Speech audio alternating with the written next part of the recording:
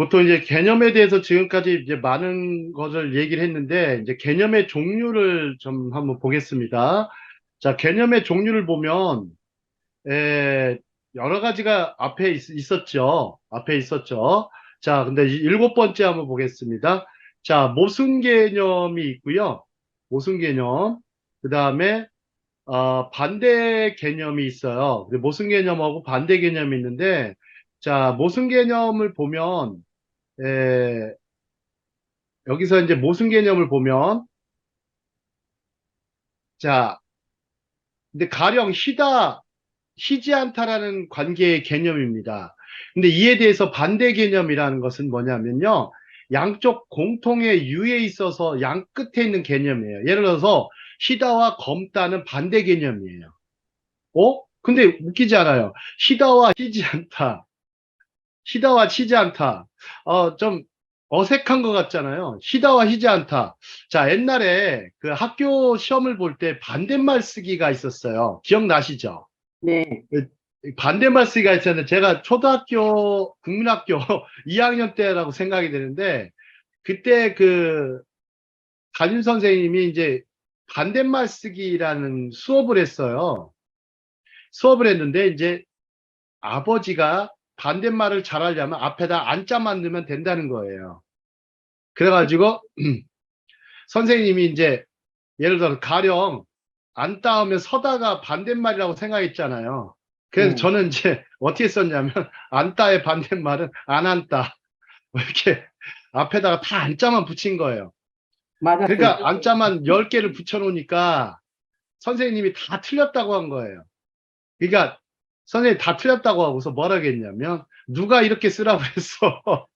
누가 이렇게 쓰라고 해서 제 아버지가 쓰라고 했는데 그랬더니 아버지가 뭐 하시노? 그래서 아버지가 뭐 하시노? 그러길래 제 선생님. 선생님이십니다. 했더니 그래? 어느 학교 나오셨는지 알고 봤더니 아버지가 그 선생님의 선배인 거예요. 한참 선배니까 갑자기 깜짝 놀라면서 그래? 근데 이제 선생님이 이제 손바닥을 때렸죠. 틀렸다고. 한 뭐 10대를 때리더라고 손바닥 틀렸다고. 오. 네, 그런데 이제 아버지 얘기를 하면서 근데 지금 생각해 보면 그게 정답이거든요. 희다의 반대말이 완전히 희다. 그래서 그때 생각해 보면 자 한번 보시죠. 근데 우리가 좀 자칫 보면 모순 개념과 반대 개념이 있어서 그런 문제가 발생하는 건데요. 한번 보시죠. 모순이라는 단어는 다 아시겠지만 이게 고사성어에서 나오는 거거든요. 그래서 창모자와 방패 순자죠. 창모자와 방패 순자인데 자, 창이라는 게 그 당시 옛날에 뭐야? 어떤 것도 뚫을 수 있는 창. 그 다음에 어떤 것도 막을 수 있는 방패. 이렇게 해가지고 나왔지만 이 말 자체가 너무 말이 안 되잖아요. 자, 보통 이제 사람들이 이 모순되게 말을 하는 사람들이 있어요. 근데 가끔 보면은 말도 안 되는 얘기를 하는 사람도 있잖아요. 말도 안 되는 사람. 참 근데 이 모순 개념이 쓸 때가 있죠. 희다와 희지 않다. 이런 경우에서 모순 개념이지 정말로 모순됐다는 것은 잘못됐다고 하면 안 돼요. 저거 모순이야. 저 모순이야. 잘못됐다고 생각하시면 안 돼요. 거기에 왜냐하면 개념이 들어있기 때문에 그렇죠. 자, 저 사람 모순적인 사람이야. 이렇게 붙일 때는 이 사람이 겉보기와는 또 다른 부분이 있구나. 약간 이중인격성이라고 생각하시면 더 쉽겠죠. 혹은 다중인격. 자, 그 사람은 또 반대되는 인격, 이건 없어요. 솔직히 말씀드리면 반대되는 인격은 없어요. 반대되는 성격도 없고. 근데 모순되는 성격이나 모순적인 인격은 있어요. 그 사람. 그래서 우리가 사람을 볼 때는 어떤 개념을 가지고 보시는 게 좋습니다. 자, 다음 장 보시죠. 자, 이번에는 이제 유개념과 종개념이 있어요. 유개념과 종개념. 이거를 게누스라고 하고 스피시즈라고도 합니다. 게누스? 스피시즈? 한번 보시죠. 자, 개념 상호 간에는 외연의 큰 쪽이 외연의 작은 쪽을 포함하는 그러한 관계가 이루어질 때 이것을 유개념이라고 합니다. 유개념은 말 그대로 큰 개념이에요. 포괄적인 개념이에요. 다 포함하는 개념이에요. 유개념은 상위 개념이라고도 하고요. 고급 개념이라고 합니다. 자, 유개념이 있고, 자, 그 다음에 종개념을 한번 보시죠. 종개념은 말 그대로 종류가 있는 거예요. 따라한 종의 개념이 아니고 종류가 있는 건데 하위 개념, 저급 개념이라고도 합니다. 자, 한번 보시죠.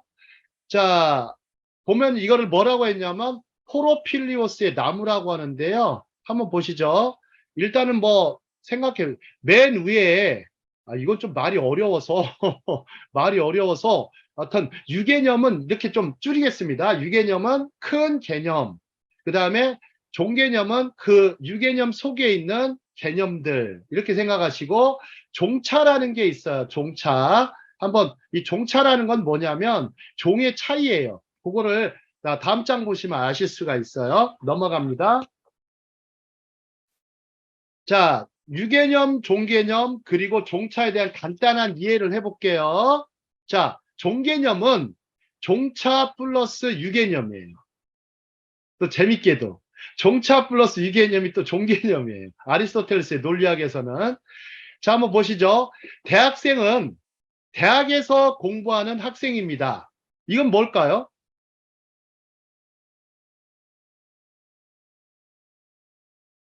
자, 유개념일까요? 종개념일까요? 대학생이요? 예, 대학에서 공부하는 학생이다. 대학 안에 소속은, 포괄적이잖아요. 네. 되게 유개념이에요. 자, 한번 보시죠. 근데 여기서 나오는 건 뭐냐면 종차가 있어요. 종차. 자, 대학생이라는 것은 유개념이에요. 근데 대학에서 공부하는 학생이다 그러면 그새 종개념이 되는 거예요. 왜? 뒤에 뭐가 따라와서? 종차가 따라와서. 대학에서 공부하는 학생은 종차고요. 대학생은 종의 유개념이에요. 자, 지금 보시죠. 다음. 문학은 언어로 표현되는 예술이다. 문학은 굉장히 넓은 개념이에요. 그 다음에 언어로 표현되는 예술이라는 것은 거기에 포함되는 또 다른 개념이에요. 다음. 음악은 소리로 표현된 예술이다. 이등변 삼각형은 두 변의 길이가 같은 삼각형이다. 이런 얘기가 있어요. 한번 보시죠. 종차. 좀 말이 어려운데, 예, 우리 종차. 우리 김용옥 권사님 한번 읽어보시겠어요? 종차는, 네, 종차는 논리학에서 상위 개념에 같이 속하고 있는 하위 개념들 중 어떤 하위 개념이 다른 하위 개념과 구별되는 요소이다. 이를테면 동물에 속하는 사람이 다른 동물과 비교될 때 이성적이며 언어를 가졌다는 차이 따위이다. 일반적으로 개념 또는 명사를 정의하는 데 사용된다.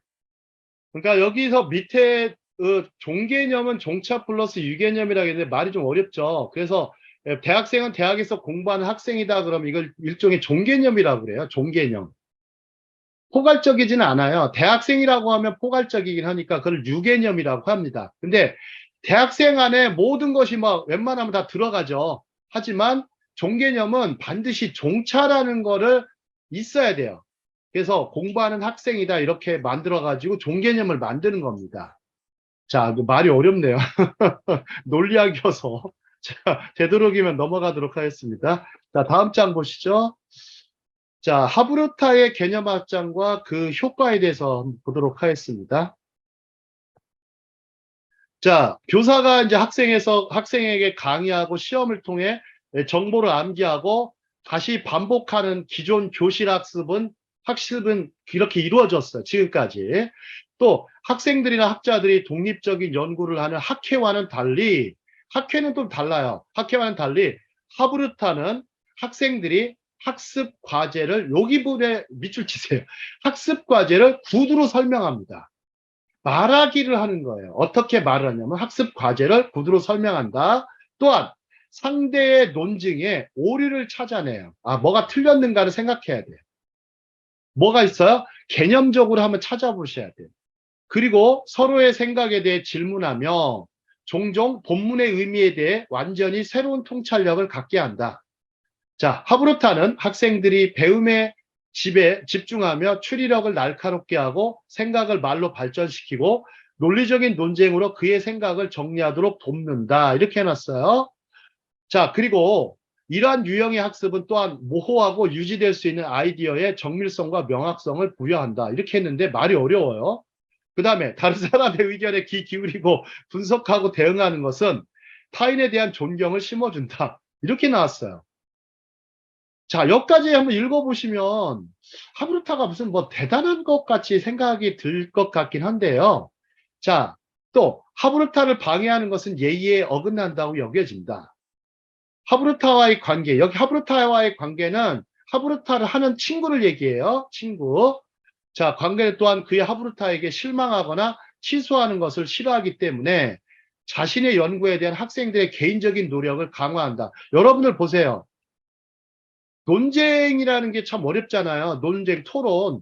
토론은 한 번만 하게 되면 하브르타가 아니고 토론이 계속 지속되려면 어떻게 해야 될까를 고민해 보셔야 돼요.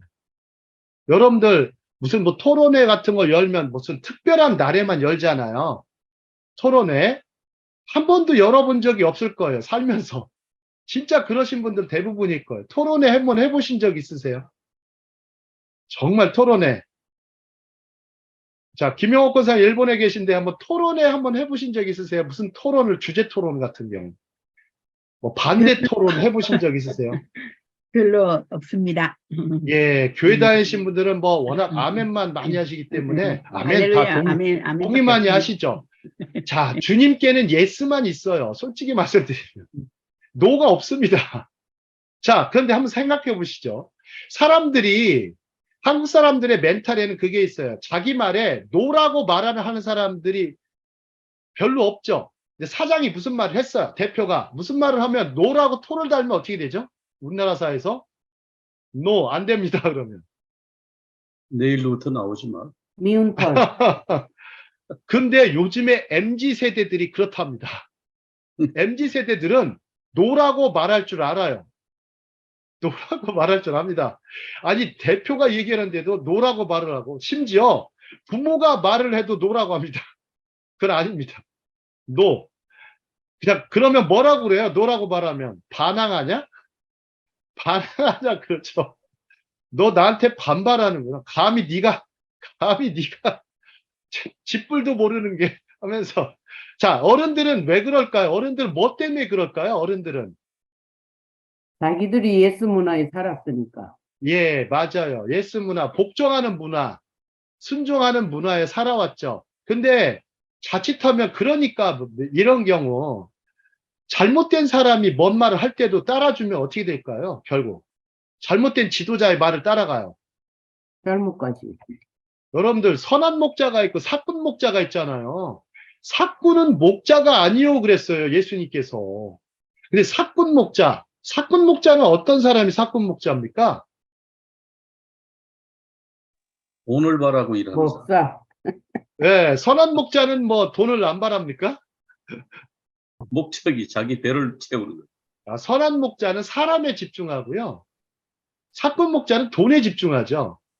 자, 대표적으로 그런 건, 자, 학교가 더 선할까요? 학원이 더 선할까요? 한번 맞춰보세요. 학교. 학교가 더 선합니다. 학원에 자꾸 보내는데, 학원은 사꾼 학교예요. 학교라고 붙이면 안 되고, 학원이잖아요. 자, 원생을 받아가지고, 예, 그 사람들은 어떻습니까? 돈 벌어. 학생에 대해서 굉장히 저거 합니까? 학생에 집중하지 않아요. 학생의 인성 잘 안 따져요. 인성 안 따져요. 학생의 인성. 좀 인성이 안 좋은 애들은 어떻게 해요? 걸러내잖아요. 근데 학교는 어떡하죠? 아우르고 가야지. 다 아우릅니다. 요번에 좀 안타까운 사건이 있었죠. 한국에. 예, 서희초등학교, 너무 어린 젊은 학교 선생님, 여선생님이 학교에서도 그것도 스스로 목숨을 끊은 사건이 있었는데 저는 굉장히 충격을 넘어서 야, 이거는 진짜 대한민국 사회가 뭔가 좀 문제가 대한민국 사회 전체적인 문제일 수도 있다고 생각이 들었던 게 교권을 가지고 놀았던 거라고 하지만 교권에 대한 침해를 넘어서 이거는 교권이 땅에 떨어졌다를 넘어서 어디까지 갔냐면요. 교권이 땅에 묻힌 것 같아요. 땅에 묻힌 것 같아요. 그리고 학부모들 정말 뭐 극소수겠지만 극소수겠지만 한 2, 3%의 그런 사람들이 학교 선생님들을 흔든다 이런 거는요. 해서는 안 될 짓이거든요. 인간으로서 해서는 안 될 짓이에요. 아주 교만한 짓이고요. 저는 학교에다 전화 거는 것 자체는 꿈도 못 꿔요. 학교에 맡겼으면 학교가 부모님 이상으로 낮에는 어떻습니까? 낮에 선생님이 무슨 역할을 하시는 거예요? 낮에 선생님이.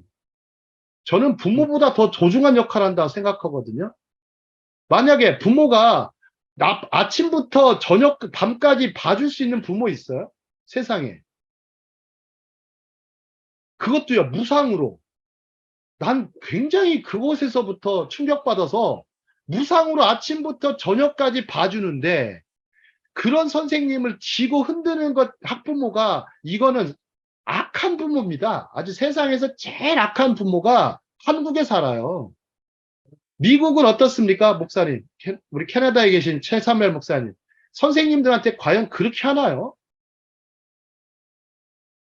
그렇게 하면 아주 부모 소환되고 예. 학생이 이렇게 이상한 비헤이비어를 보이는데 왜 그러냐 분석 들어가고 난리 나죠. 학교가 주도권을 갖고 움직이잖아요, 교육계가. 미국에는요. 이거는 주도권을 놓쳐버려. 예. 미국에는 경찰차가 아예 학교의 상주예요. 고등학교 같은 그렇죠. 경우에는. 네. 예, 그 학교하고 경찰서하고 가장 가까이 있어요. 그래서 경찰차가 아침에 그 등교할 때 이미 경찰차 그 순찰차 있잖아요. 잘 보이는 운동장에 딱 서 있어요. 그러면 그게 이제 마약이니 뭐니 이렇게 정리가 되고, 그다음에 늦게 가잖아요. 학생이 늦게 가잖아요.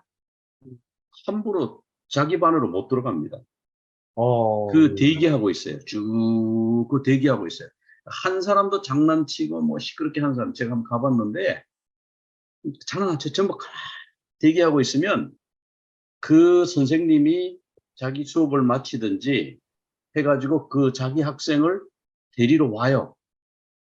그 학생을 데리고 수업에 들어가고, 한국에 지금 그 스마트폰을 마음대로 수업 시간에 본다, 뭐 이런, 그게 뭐 학생 인권이다, 뭐 이렇게 하는 거를 제가 들었는데, 뭐 사실인지 모르겠는데 아마 사실이겠죠. 미국은요, 그 스마트폰을 그 라커라고 그래가지고 자기 사물함이 있어요. 자기 사물함에 다 집어넣게 돼 있어요. 그리고 그 교과서 있잖아요. 교과서만 들고 수업에 들어가요. 그러니까 뭐 수업 시간에 스마트폰을 본다, 잠을 잔다, 있을 수 없어요. 잠을 자면 그 양호실에 가야 돼요. 너 어디 아프냐? 조퇴하거나. 그 공립학교도 그렇게 하는데도 문제가 있거든요. 그렇게 하는데도 뭐 문제가 있는데, 이 한국은 지금 스마트폰을 마음대로 쓰게 해주고 수업 시간에 자도 뭐 건들지도 못하고 뭐 야단도 못 치고 지금 그렇게 돼 있다고 그래서, 교육을 하여튼 뭐 누구라고 뭐 정치적인 그런 게 때문에 누구라고 얘기는 뭐 하지 않겠지만은 교육을 망가뜨려 놨다. 그게 네. 이제 경기도하고 서울이 그렇다고 그러더라고요. 그 교육감이 그렇게 들어가지고 그렇게. 아직 다른 지역은 아직 안 그런 모양인데, 다른 지역도 뭐 거기까지는 아니어도 비슷하게 오염이 되지 않았을까, 그런 생각이 들어요. 네, 그렇습니다. 이제 보통 우리나라 사람들은 이게 불만 세력이 참 많습니다. 학부모들 사이에 불만 세력, 학교에 대한 불만 세력이 굉장히 많아서 학교가 그렇게 싫으면 뭐 학교 그만두면 되거든요. 왜 이렇게 자꾸 불만을 제기하는 건지. 그리고 또 지나칠 정도로 학생들의 이 자유화의 바람이 너무 많이 불어서 아이들한테 어떤 개념 없이 행동할 수밖에 없게 만들어 놨어요. 근데 어떤 분은 뭐 진보 교육감들 탓이라고도 하는데 저는 뭐 그 탓이 없다고 생각 안 합니다. 교육은 좀 보수적인 게 좋은 것 같거든요. 질서 있고 굉장히 체계적이고 굉장히 원칙과 원리에 기초해서 만들어야 된다고 보는데, 자, 좀 안타까운 거죠. 그래서 우리나라 교육에서는 이제는 학습을 잘하는 학생들이 학원이 있기 때문에 그것보다는 학교에서는 철저히 인성이나 바른 생활에 대한 지도를 위주로 다 편성을 다 바꿔야 된다고 봅니다. 뭐 학교에서 가르쳐 주는 거 아이들 듣지도 않습니다. 귓등으로도. 이미 다 배우고 있는 거기 때문에 제가 봐서는 학교의 그 공교육의 정상화는 상당히 좀 어려울 것 같거든요. 그러면 학교 자체에서 이제는 뭐를 해야 되는가에 대한 학교의 정체성을 좀 다시 한번 확립하는 게 중요한 것 같습니다. 자, 그러면은 이제 다음 장 보시죠. 좀 무거운 얘기였습니다. 자, 무거운 얘기였고요. 다음 장 보겠습니다.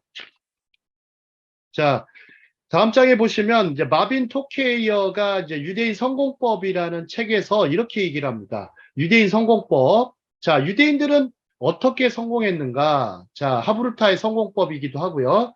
자, 지식보다 다 같이 한번 읽도록 해보도록 하겠습니다. 시작. 지식보다 배우려는 태도가 중요하다. 단순한 지식보다 지혜를 소중히 여겨라. 질문은 해답과 마찬가지 힘을 가지고 있다. 배움에 있어서 득실을 따지지 말라. 일상생활의 타성에서 벗어나라. 나보다 뛰어나기 앞서 자신을 뛰어넘어라. 배우는 일에는 때와 장소가 없다. 자, 여기에 한번 생각해 보시죠. 사람이 갈수록 배우고 익히면 제일 강화되는 게 일단 개념이 될 것 같고요. 또 하나가 좀 인간성도 굉장히 좋아질 수밖에 없어요. 사람이 어떤 배우는 자세로 살다 보면 인간성이 생겨날 수가 좋아지고, 또 하나 겸손으로 무장하게 되죠. 겸손으로 무장하게 되고, 자, 그런 말이 있어요. 탈무드에서는요, 나보다 뛰어난 사람 앞에서는 뭐 하라 그랬을까요? 나보다 뛰어난 사람 앞에서는. 질문하라. 아니요. 나보다 뛰어난 사람 앞에서는 잠잠하라. 잠잠하라. 네. 아, 그 어렸을 질문해야지. 때부터 배웁니다. 그래서 잠잠해야 그 사람의 말을 들으면서 경청해야 된다는 얘기. 그래가 잠잠해라. 나보다 뛰어난 사람 앞에서 잠잠해라. 그래서 그 사람한테서 일단 들을 수 있는 시간을 갖죠. 들을 수 있는 시간을 갖고, 반드시 또 보니까 이 친구들은 책은 그렇게 잘 들고 다니는데, 책과 더불어 보니까 중고등학교 애들이 그 다이어리를 참 많이 들고 다녀요. 보면은 이해가 잘 안 갔는데, 보면 꼭 메모를 해놔요. 그 다이어리를 들고 다니고, 막 교수도 들고 다니고, 학생들도 들고 다니면서 뭘 적어요. 뭘 적나 했더니, 상대방의 말을 다 요약해서 적더라고요. 왜냐하면, 그냥 근데 일상생활에서는 안 적죠. 일상생활에 누가 적습니까? 뭐 일반인들 만나는 게 왜? 서로 배울 게 없어요. 서로 배울 게 없죠. 물론 시장에 가면은 뭐 배울 게 많다고 그러는데, 전 다 거짓말이라고 봐요. 뭐 시장 가면 배울 게 많다 그러는데, 뭐 가서 뭘 배우나. 난 가서 장사하는 거 뭐, 이거 얼마요? 이런 거나 좀 배울까 싶죠. 윤양석 목사님 어떨 것 같으세요? 시장에 가면 배울 게 많다? 뭐, 어른들이 자주 그 얘기를 많이 하셔가지고, 시장에 저도 자주 가봤는데, 잘 모르겠어요. 그냥 요즘 나오는 다양한 물건이 이런 게 있구나. 이 정도죠. 예. 그래서 맹자의 어머니 맹모께서, 그래서 맹자가 처음에 어디서 살았습니까? 공동묘지. 시장? 시장에 먼저 살았어요. 그러니까 맹자가 뭐를 해요? 이거 얼매요, 이거 얼매야, 이거 얼매야. 그거만 하더라는 거야. 장사치들 보면서 맨날. 그리고 도둑질이나 배우고, 남한테 속여 팔고, 속이는 거. 남한테 속여 팔고, 막, 시장에는 가격 정찰제가 없잖아요. 부르는 게 값이잖아요. 그런 거 배우니까 어떻게 되겠어요, 결국. 야바이. 야바 휘꾼이 곤모술수에 능해지고 막. 물론 뭐, 배울 수 있는 점은 있겠죠. 시장에 가면. 근데 뭐, 구경거리는 참 많더라고요. 5일장 같은 거는. 구경거리가 참 많은데, 뭐, 가가지고 뭐죠? 품바 공연? 저는 제일 재밌는 게 품바 공연이었어요. 그거 쳐다보면, 참 재밌다, 시골장. 근데 품바를 공연하다가 가보니까 뭐, 작년에 왔던 각설이 죽지도 않고 또 왔네. 그 노래나 부르고 있고, 학교 가가지고. 약간은 좀 천박해지는 것 같아요. 물론 뭐 시장을 제가 나쁘다고 평가하지는 않습니다. 하지만요, 시장이 꼭 그런 시장만 있는 건 아니죠. 전 세계가 다 시장이죠. 물론 경제학에서는. 하지만 너무 거기에 경제에 빠지게 되면 어떻게 됩니까? 사람이 너무 장사에 빠지면 어떻게 되죠? 돈만 알지. 공부를 안 하죠. 예, 랍비 힐렐이 최대로 경계했던 것은 장사에 빠지지 말라 했어요. 랍비 힐렐이라는 사람. 사람이요, 물질적인 거에 너무 빠져버리면 일단 배우는 걸 멈춰요.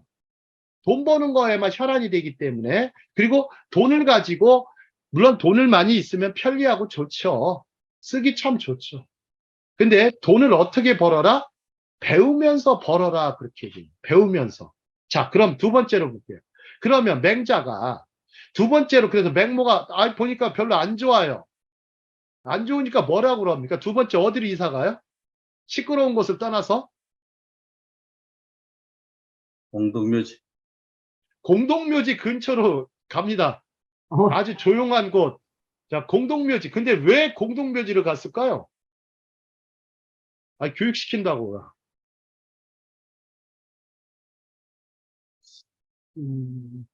공부만 할 줄 알고. 공동묘지는 일단 조용하고요. 근데 대신 좀, 공동묘지는 나쁜 점이 뭐냐면 사회성이 떨어져요. 그러니까 고독하고 외롭고 쓸쓸하고. 예를 들어서 뭐 도시에 살다가 막 시골로 내려온 거예요. 막 시골로 내려와서 약간 자연인처럼 살게 하는데 거기서도 뭘 배울 수 있는 게 있겠죠. 막 하루 종일 바다만 있어요. 하루 종일 산만 있고. 그럼 어떡할까요? 뭐 앞에 강은 하루 종일 흘러요. 어떨까요? 한번 뭐. 그런데 살면 좀 어떨 것 같아요? 굉장히 생각이 철학적이죠. 전개된다. 아주 뭐. 제가 아는 사람이요. 아주 이제 은퇴하시고 들어갔대요. 잠깐 들어갔는데 심심해 죽는데요. 그리고 거기서도 뭐 공부할 것 같은데 주변에 공부하는 사람이 하나도 없으니까 자기가 무슨 뭐 아무리 뭐 학교를 은퇴하고서 교수님이거든요. 은퇴해서 책 좀 보려고 해도 뭐 아무 소용이 없더라는 거예요. 그냥 밭이나 일구고. 그게 좋을 것 같지만요. 낭만인 것 같지만요. 행복할 것 같지만 아니라는 거예요. 참 그게 그래서 이제 맹자 어머니께서 이제 어디로 이사합니까? 바로 서당 근처로, 학교 근처로 가서 학군으로 갔죠. 그래서 오늘날 학교 근처에 이제 살아가는 사람이, 학군에 살아가는 것이 가장 부동산의 가치가 높아진 겁니다. 제일 비싸죠. 강남 보세요. 대치동 얼마나 비쌉니까? 13평 아파트가 지금 얼마인지 아세요? 대치동 13평 아파트가. 대치동도 뭐 1동부터 뭐 몇 동까지 있습니까? 대치동도 4동까지는 굉장히 또 거기서도 차별화해요. 4동 넘어가고 5동부터는 또 차별해요. 4동인데 13평 아파트가 한 10억이 넘더라. 참 그런 곳에 살고 있어요. 자, 그래서 이제 우리가 보면 생각해야 될 게 우리가 외국 생활을 하면 외국 생활에 안에서 그 교육을 할 때는 자신보다 남보다 뛰어난 사람이 되려고 하면 안 돼요. 그러니까 어느 학군에 가더라도 어느 학교에 가더라도 자기보다 뛰어난 사람이 돼야지 자기보다 뛰어난 사람이 되는데 남보다 뛰어난 사람이 되려고 하면 정말 그건 못할 짓이에요. 정말 못할 짓이에요.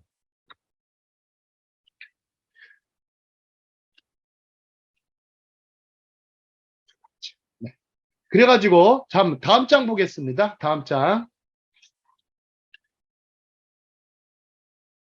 자, 이제는 스토리텔링하고 스토리 라이팅이 있는데요. 자, 하브루타에서 중요한 부분이 제가 딱 연구를 해본 결과는 스토리텔링하고 스토리 라이팅인 것 같아요. 왜냐하면 하브루타 수업의 특징이 말하기 수업이고 소리학습이 많아요.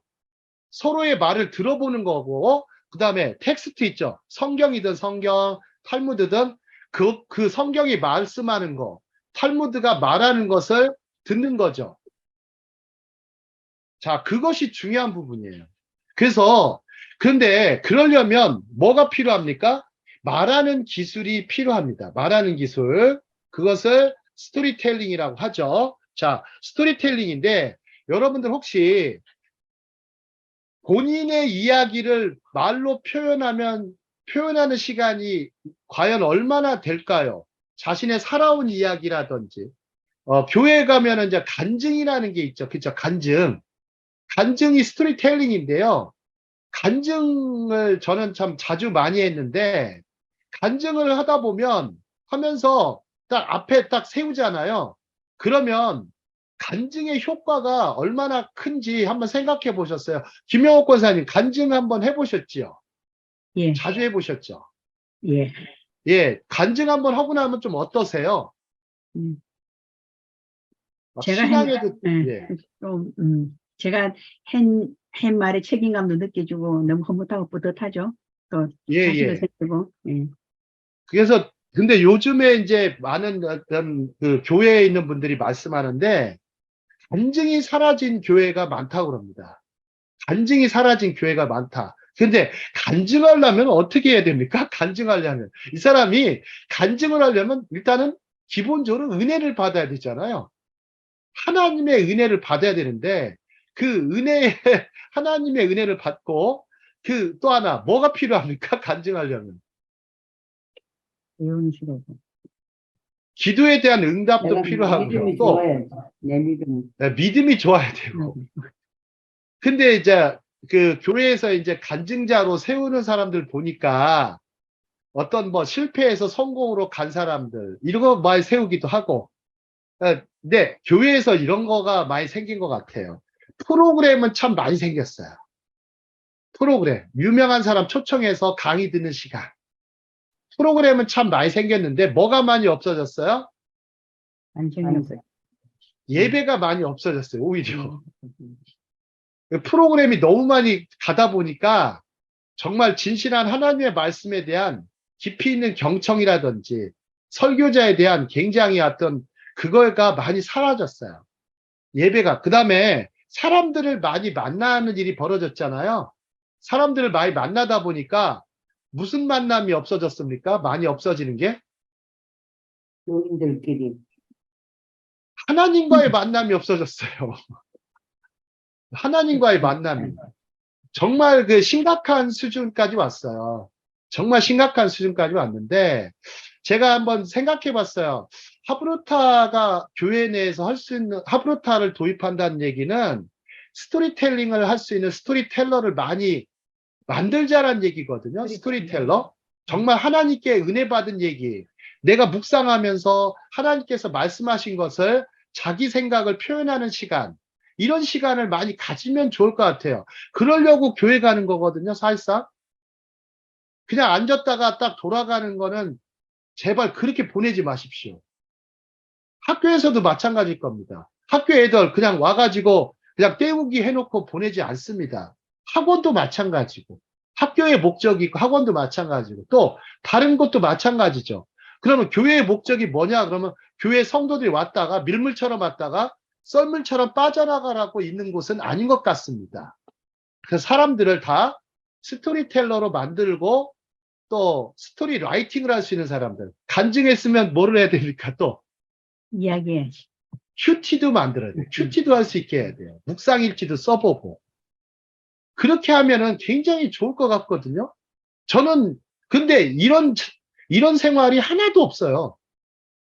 거의 없어요. 거의 없어요. 자, 한번 보시죠. 그러면 제가 이제 하브루타의 교회 내에서 이런 것들을 도입한다 그러면 그냥 단순히 하브루타를 도입하는 게 아니고 스토리텔링이나 스토리 라이팅을 할 수 있는 하도록 도우려면 한번 보시죠. 자, 로버트 맥기라는 사람이 있어요. 이 사람이 굉장히 언어 연금술사인데요. 스토리는 한번 읽어보도록 하겠습니다. 시작. 스토리는 갈등을 극복하고 그가 이루고자 하는 것을 성취하는 것에 대한 기술이나 구술이다. 생각해 보세요. 야, 갈등을 극복한대요. 그리고 그가 이루고자 하는 것을 성취한대요. 자, 여러분들 세상에서 제일 강한 것은 혀라고 그러죠. 혀.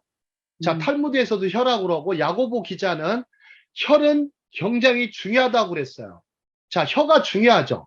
자, 그 다음에 우리가 하나님의 말씀도 다 하나님의 혀, 성령이 혀같이, 그래서 우리가 오순절 성령 강림의 사건이 말씀, 성령 혀같이 임했다고, 불의 혀같이 임했다고 그랬잖아요.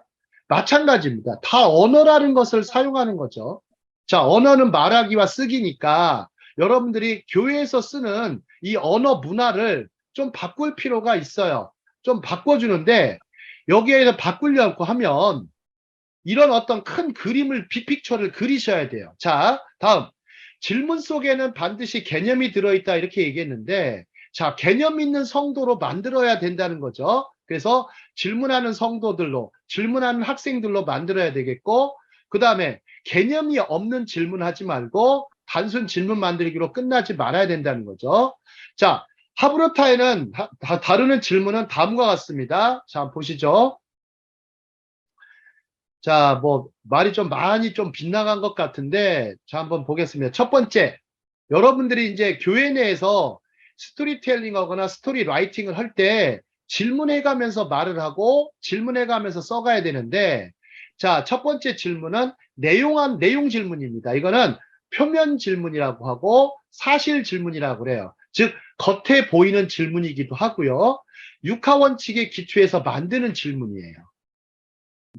육하원칙, 이 내용 질문. 자, 뭐, 보십시오. 성경에 어떤 본문이 있으면 본문에 있는 질문들을 가지고 해보는 겁니다. 가령 요한복음 3장을 보시죠. 자, 니고데모라는 사람이, 자, 처음에 뭐라고 합니까?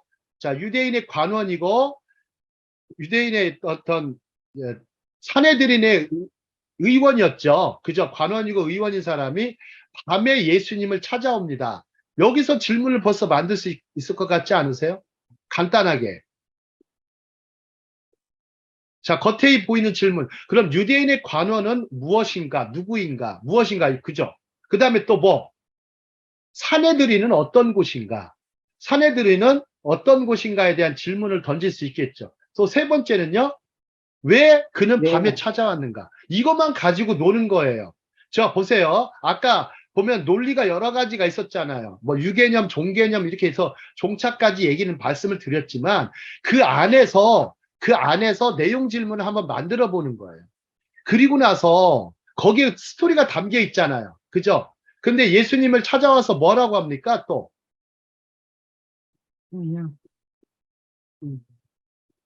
라비어, 사람이 그러면 그래서 얘기를 쭉 하다 예수님이 뭐 거듭남에 대해서 말씀하십니다. 이렇게 들어가는데 보세요. 예수님의 대화가 굉장히 심층 대화로 가요. 그러면 뭐가 필요하냐? 밑에부터 핵심 질문이 필요하죠. 자, 그거를 가치 질문이라고도 하고 이제 심층 질문이라고 합니다. 생각해 보시죠. 여기는 논리력과 상상력에 기초하여 만드는 질문이에요. 대충 짓거리는 질문이 아니에요. 논리력과 상상력에 기초해서 만드는 질문. 여러분 한번 보시죠. 거듭남. 자, 거듭남을 한번 보실까요? 자, 그러면 표면적으로는 거듭남이란 무엇입니까? 라는 질문을 던질 수 있겠죠. 그 다음에 거듭난 사람과 거듭나지 않은 사람의 차이는 무엇입니까? 하면 이런 것들은 굉장히 핵심 질문이 될 수 있겠죠.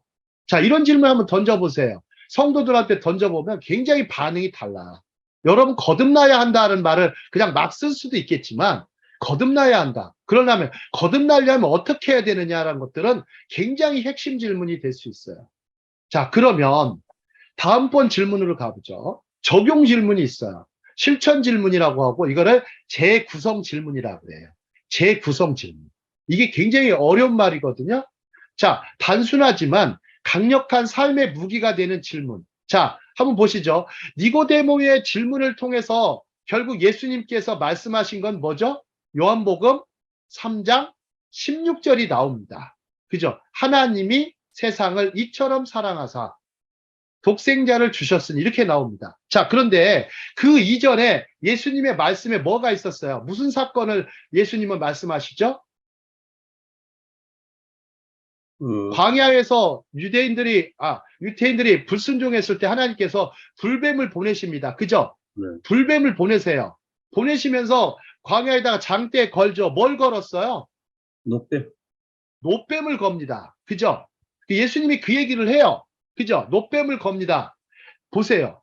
예수님의 예수님은 그 니고데모가 그런 질문을 했을 때 예수님은 구약에 나타난 그 사건을 가지고 말씀하세요. 그리고서 어디까지 가냐면 요한복음 3장 16절에 말씀하시고 너희가 정말 하나님께서 정말 너희가 살려면 어떻게 해야 되느냐를 말씀하세요. 응? 독생자 예수님을 보내신 것을 믿어야 산다는 것인데 그 믿음은 바로 그러면 뭐예요? 이론이 아니에요. 실천하시는 부분이에요. 그래서 강력한 삶의 무기라고 그랬어요. 이렇게까지 질문하시는 거예요. 한번 해보세요. 정말 재밌습니다. 성도들하고 한번 해보시면. 그냥 뭐 다과도 필요하고 뭐 여러 가지로 좀 좋은 시간도 필요하지만 여기에 뭐가 터치가 일어나거든요. 굉장히 터치가 일어나요. 한 번만 해보세요. 정말 한 번만 진심으로 해보면 터치가 일어나기 시작하고, 예, 제가요 하나님과의 진실한 만남, 정말 예수 그리스도의 만남이 딱 어느 순간 일어났을 때 제가 그 변화는요, 어떤 변화가 일어나냐면 그냥 그렇더라고요. 하나님이 터치하셨을 때는 이야, 막 그냥 기도하고 싶고요. 그냥 기도하지 말라고 해도 기도하고 싶고요. 헌금하지 말라고 해도 헌금하고 싶고요. 전도하지 말라고 해도 전도하고 싶고요. 성경책 읽지 말라고 해도 읽고 싶어요. 읽어라가 아니라 읽지 말라고 해도 읽고 싶은 거예요. 그렇게 되더라고요. 그렇게. 하브루타요. 하지 말라고 해도 하브루타 하게 됩니다. 정말이에요. 그런 변화가 일어나요. 정말로. 그게 진정한 기독교 교육이겠죠? 자, 다음 장 보시죠. 다음 장 보시면, 자, 여기 하브루타의 6가지 원리가 있어요. 6가지 원리가 있는데, 자, 이거는 이제, 그 켄트라는 교수가 2008년도 박사 논문에서 쓴 건데, 유대인들의 하브루타 철학이라는 게 나와, 철학이라는 책이 있어요. 필라소피 오브 하브루타라는 건데요. 하브루타의 철학인데 여러분들 혹시 철학이라는 게 자 존재하죠, 그죠? 여러분들 철학은 버릴 수 있어요, 없어요? 버릴 수 있죠. 신학 버리실 수 있어요? 신학 좋습니다. 버릴 수 없죠, 그죠? 네. 그럼 좋습니다. 나이 드시면서 자 경제학 버리실 수 있어요, 없어요? 그럼 법학은요? 요셉 목사님 어떠세요? 법학 버리실 수 있으세요, 없으세요? 법학을 평생 했어요. 아니, 뭐, 버려야 되면 버려야죠. 때가 되면 버려야 됩니다. 자, 사도 바울도 그랬어요. 율법 버려야 됩니까? 말아야 됩니까? 율법 배웠어요. 버리셔야 돼요? 말아야 돼요? 되게 어렵죠, 이때 되면 또. 하나님의 율법은 버릴 수는 없죠. 십계명 버려야 됩니까? 율법의 대표는 십계명인데 못 버리죠, 그죠? 왜 그렇습니까? 버릴 수 있는 것들은 참 많아요. 우리가 쓰던 물건 버릴 수 있어요. 이제 그만 버려야 돼. 왜? 때가 되면 떠나야 되니까. 근데 떠나기 전에 먼저 물건과 떠나야죠. 자, 그런데 생각해 보시오.